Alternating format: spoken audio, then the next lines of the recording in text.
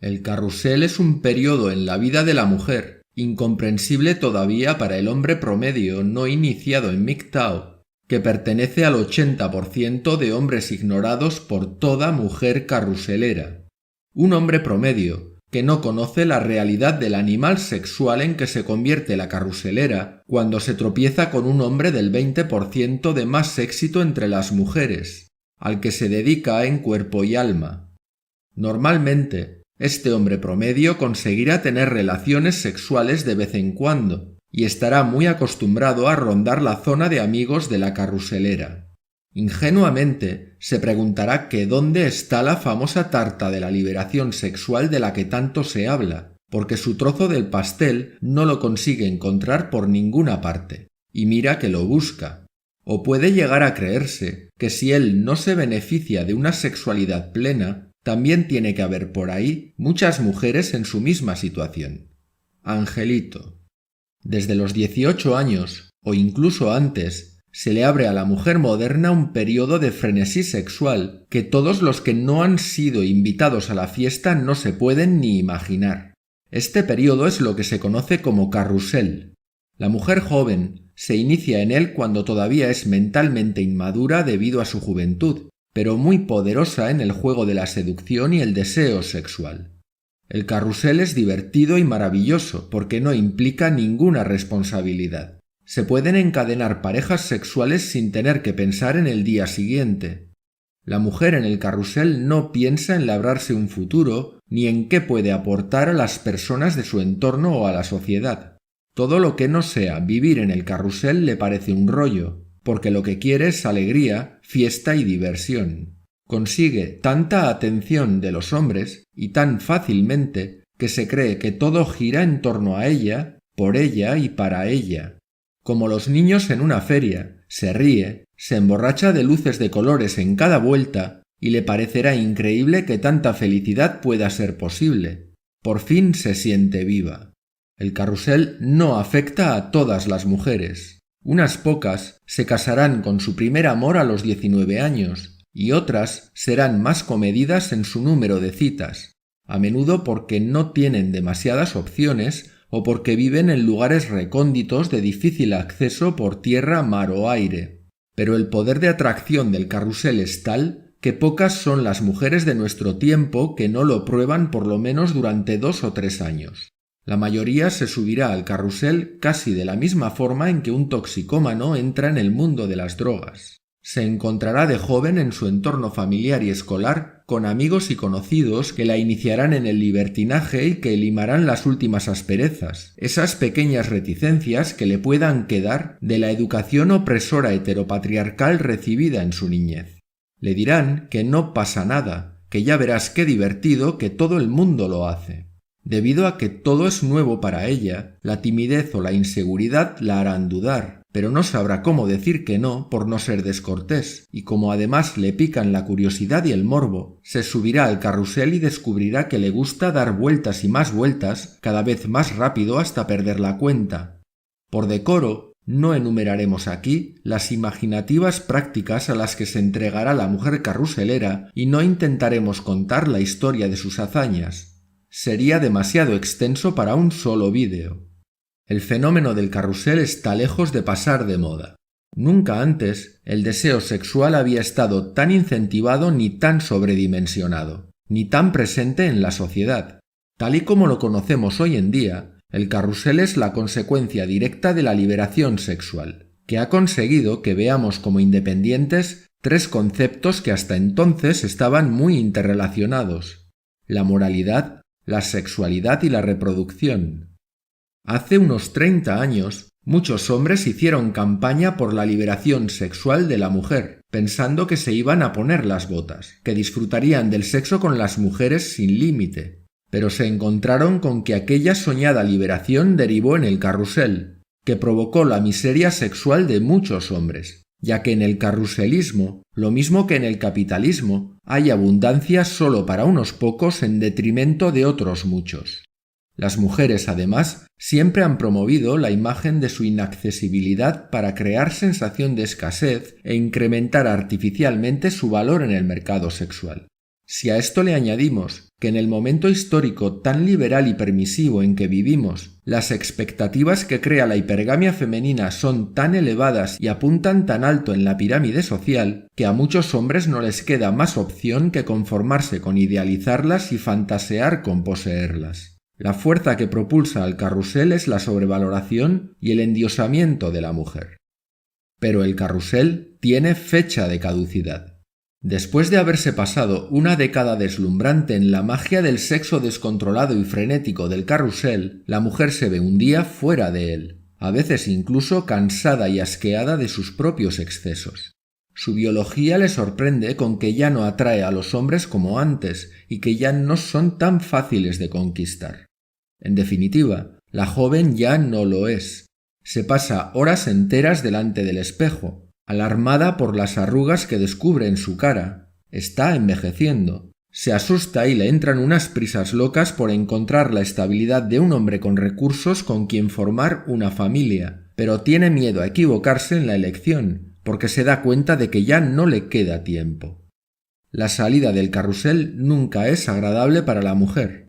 Piensa con nostalgia que cualquier tiempo pasado siempre fue mejor, y le decepciona comprobar que los únicos hombres que se le acercan son los que antes rechazaba, a los que compara con los hombres que la usaban antes y que ya no la rondan.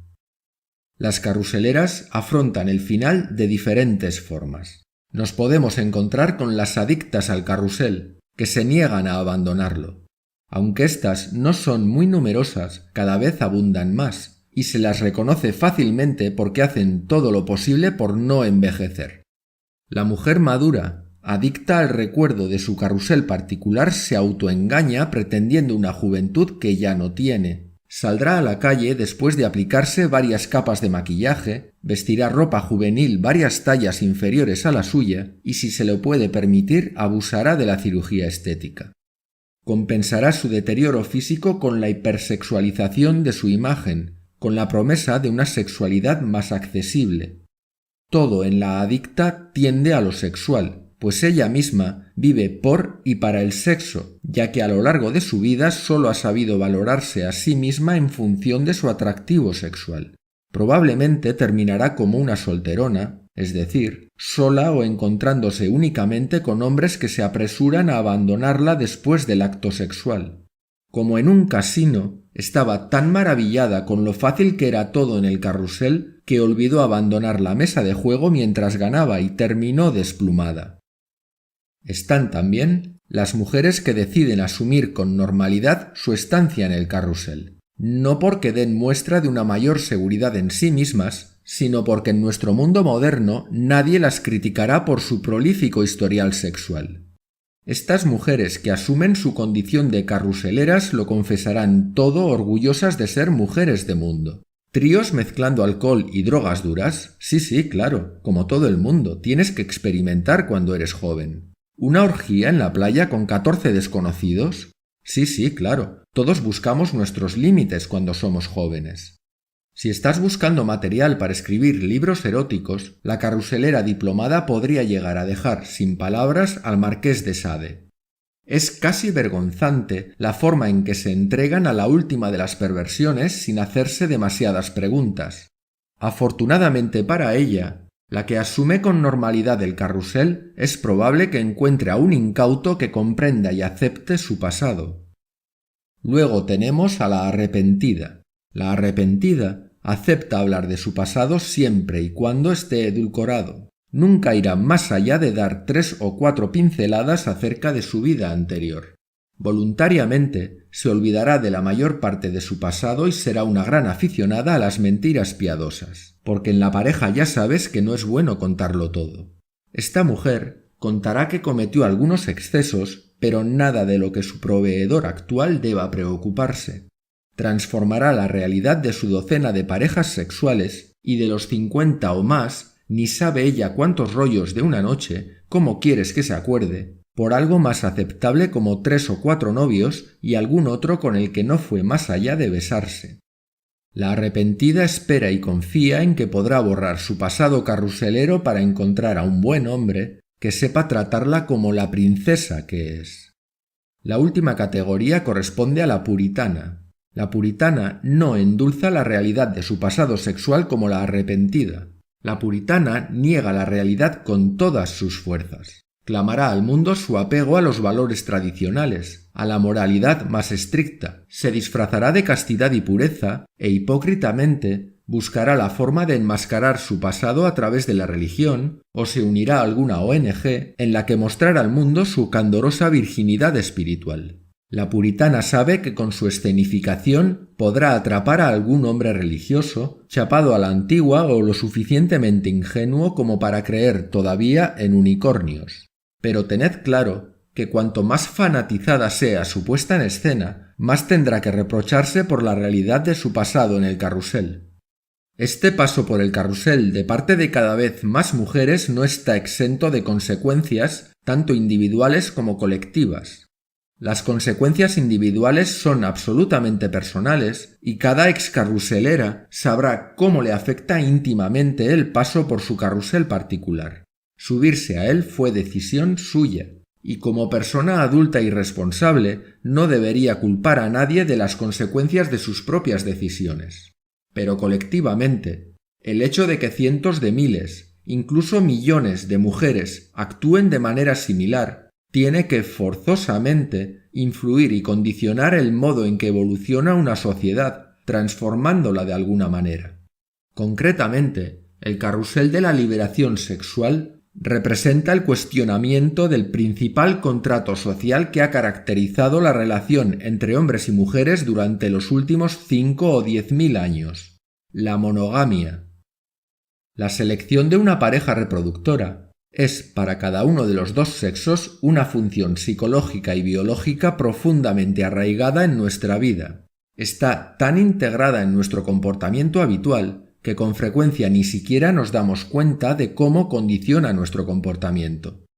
Para que una especie sobreviva, debe producir descendientes, y esto suele ocurrir de dos maneras. Una, generando una gran cantidad de crías, como hacen los peces o los anfibios, desentendiéndose luego de su cuidado, de tal forma que sólo las mejores sobrevivan. Y otra manera, que consiste en generar unos pocos descendientes a los que sus progenitores cuidan para garantizar su supervivencia.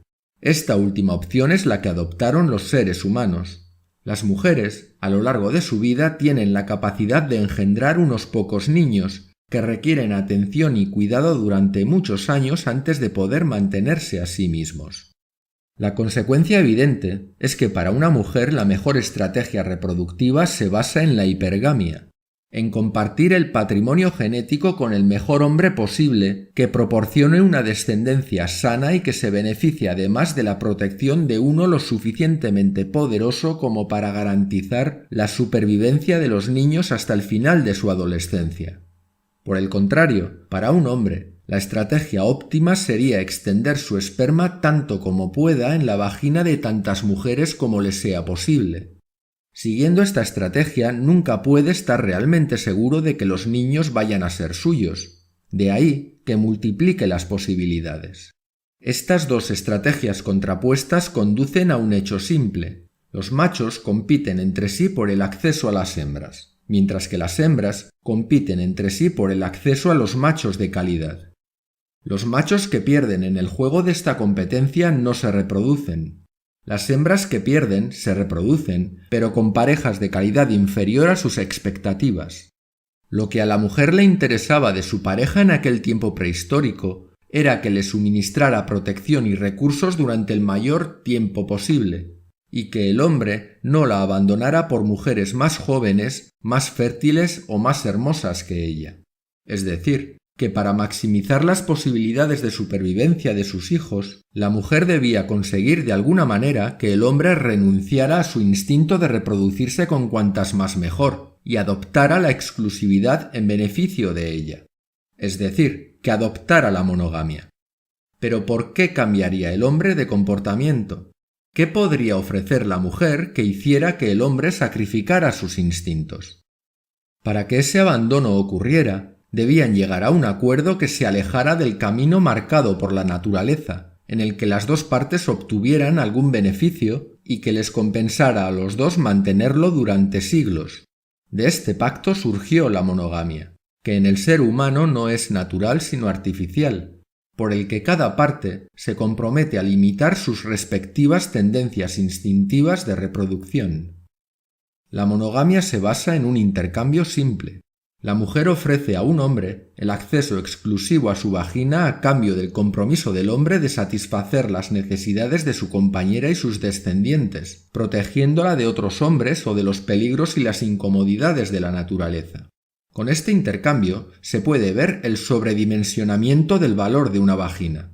El trato es costoso y, visto fríamente, totalmente desproporcionado, pero no es excesivamente deshonesto, puesto que los hombres no estaban obligados a aceptar el precio exigido por la mujer, y es difícil que ella no se sorprendiera de lo fácilmente que se dejan arrebatar los recursos los hombres.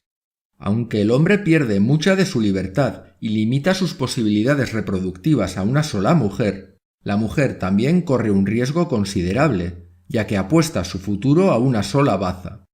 Pero este cambio hacia la monogamia no fue solo inducido por la mujer, sino también por los familiares de la mujer, muy posiblemente por sus hermanos varones. Imaginemos la situación. En un tiempo en el que una boca más que alimentar podía suponer una gran diferencia para un grupo humano, que una mujer volviera a donde su hermano, llorando porque el macho alfa que la embarazó se había ido con otra, le suponía al hermano el sobreesfuerzo de ocuparse de su hermana y sus sobrinos, cuando ya tenía dificultades para alimentarse a sí mismo, posiblemente a su madre, que para eso estaban los hijos también, y naturalmente a la mujer y a los hijos de la mujer con la que cohabitara en ese momento. A ese hermano le interesaría más que a su hermana la mantuviera el hombre que la abandonó, por lo que le faltaría tiempo para organizar una batida con algunos primos y amigos, para localizar al huido y obligarle a que se ocupara de la disgustada hermana y de sus desamparados sobrinos. Para la mayoría de hombres, el paso a la monogamia fue en general un acuerdo aceptable. No solo les permitía retirarse de la pelea permanente por el acceso a las mujeres, sino que podían dedicar el tiempo y la energía liberados de esta manera a desarrollar la comunidad. La energía invertida en la lucha individual se podía derivar hacia la lucha colectiva, para, entre otras cosas, hacer la guerra a los vecinos, construir pirámides, explotar los recursos naturales o inventar la rueda. Por añadidura, el hombre estaba más tiempo disponible en el hogar, por lo que el padre se pudo involucrar más en la educación de su descendencia, lo que optimizó la transmisión del conocimiento intergeneracional. La mujer, por su parte, se privó de la posibilidad de pasar de un hombre a otro para asegurarse el acceso a un proveedor protector, incluso cuando fuera ya demasiado vieja o demasiado fea para poder atraer a nadie. Pero el aporte a la pareja monógama no era igualitario. El mayor gasto energético recaía en el hombre, quien aportaba la mayor parte de los recursos necesarios para el sustento de la familia, por lo que el hombre tenía más tentaciones que la mujer para deshacer el acuerdo, renunciando a sus obligaciones y marchándose a otro lado. Es para evitar esta huida del hombre que, por ejemplo, la familia de la mujer aportaba una dote al hombre en el momento de la unión en matrimonio como forma de compensar que el hombre asumiera la carga de mantener a su mujer. Históricamente, todas las sociedades han estado obsesionadas con la figura de la pobre madre abandonada por el malvado de su marido. No es por casualidad que en los últimos siglos todos los desarrollos sociales y legales relacionados con la familia, la reproducción y la sexualidad se hayan hecho en beneficio exclusivo de las mujeres.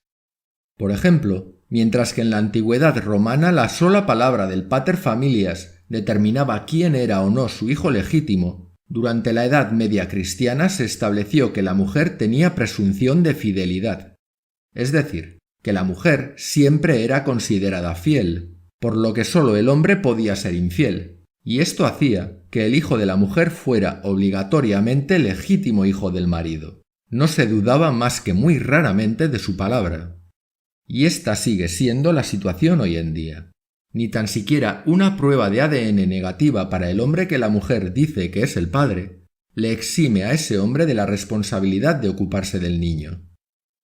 Durante el siglo XX existen muchos ejemplos que atestiguan la destrucción progresiva del papel y la autoridad del hombre en los países occidentales, mientras que las mujeres reciben cada vez más ventajas y más recursos por parte del Estado sin que se compense a los hombres rebajándoles las obligaciones materiales en la misma proporción.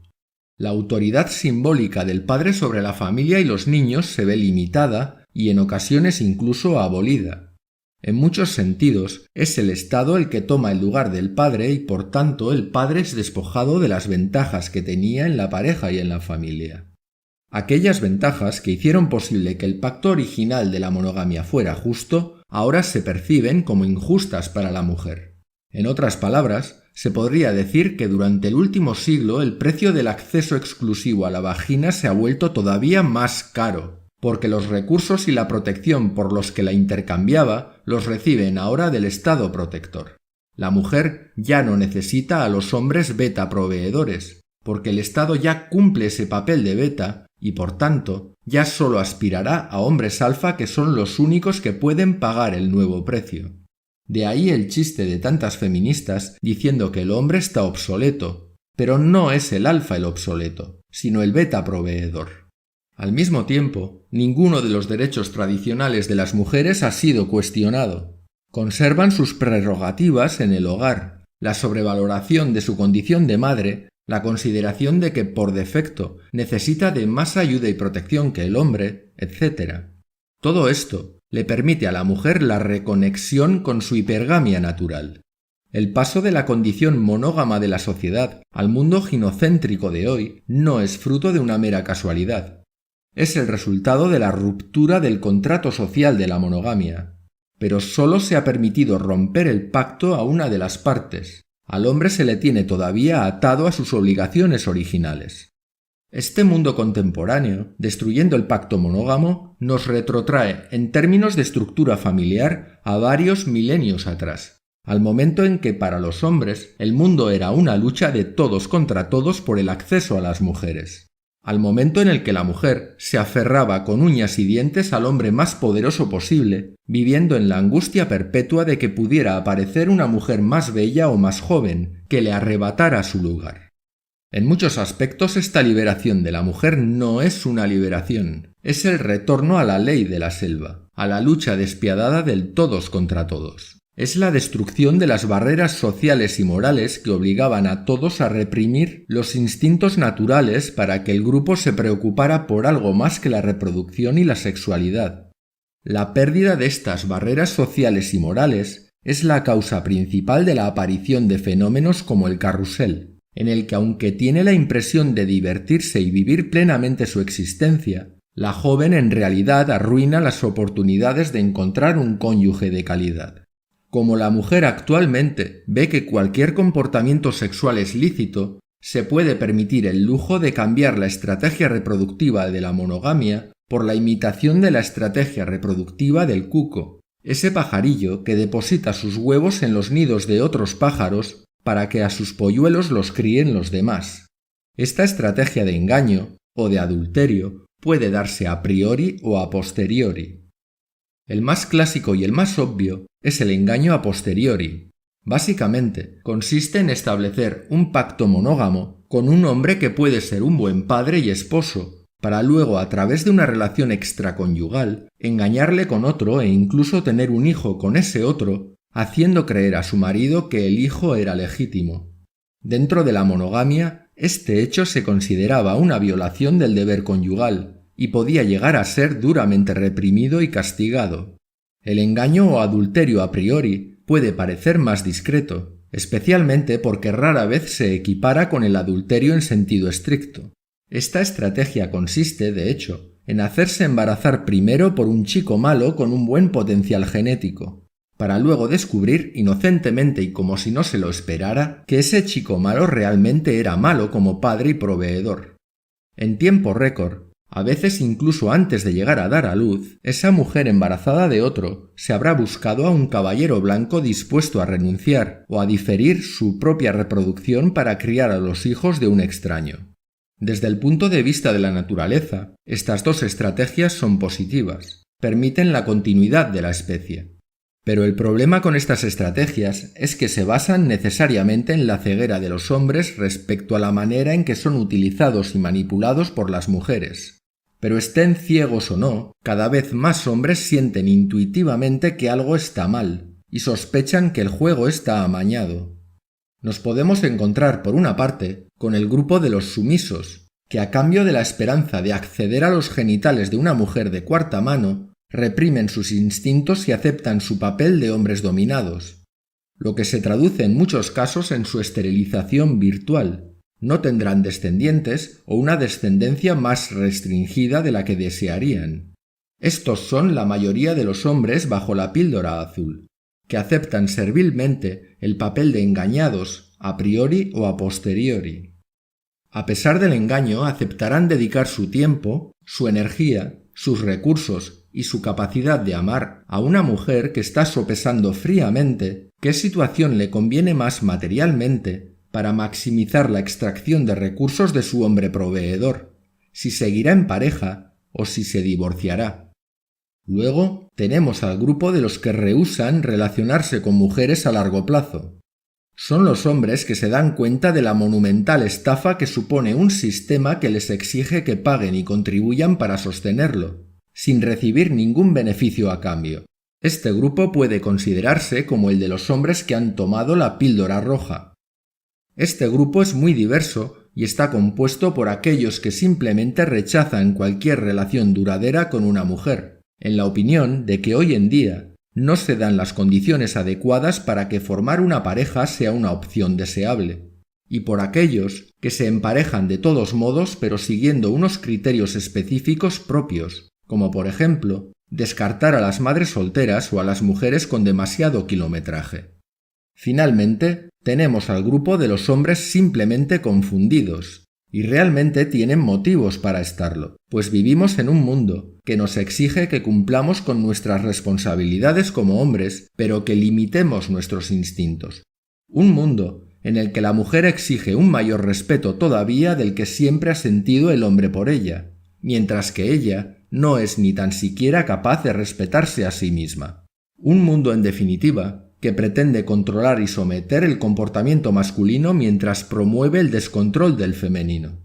Algunos de estos hombres confundidos caerán inevitablemente en la misoginia y en el rechazo puro y duro a la mujer, pero otros querrán buscar las respuestas a todas las preguntas que se hacen y terminarán ayudados por Internet ingiriendo la píldora roja. Este riesgo de una toma de conciencia masiva de los hombres sobre la realidad de las relaciones de seducción y sexualidad, poniendo en evidencia las estratagemas manipuladoras de las mujeres, es algo que debería preocupar a las mujeres. Para que la sociedad pueda continuar priorizándolas, validando su comportamiento por muy discutible que pueda ser a veces, y considerarlas permanentemente como víctimas de las circunstancias y nunca como responsables de sus propios actos y decisiones, es necesario que exista una gran cantidad de hombres frustrados, sexual y emocionalmente, que se arrodillen obedientes y sumisos ante ellas. Pero el número de hombres que desconfían ante el desequilibrio en las relaciones hombre-mujer es cada vez mayor, por lo que el feminismo, en su carrera hacia ninguna parte, necesitará seguir aplastando a los sumisos para que nunca se les ocurra desviarse de la Matrix, y aplastar y doblegar la insumisión de los que no quieren continuar en el rebaño para evitar la disidencia al pensamiento único.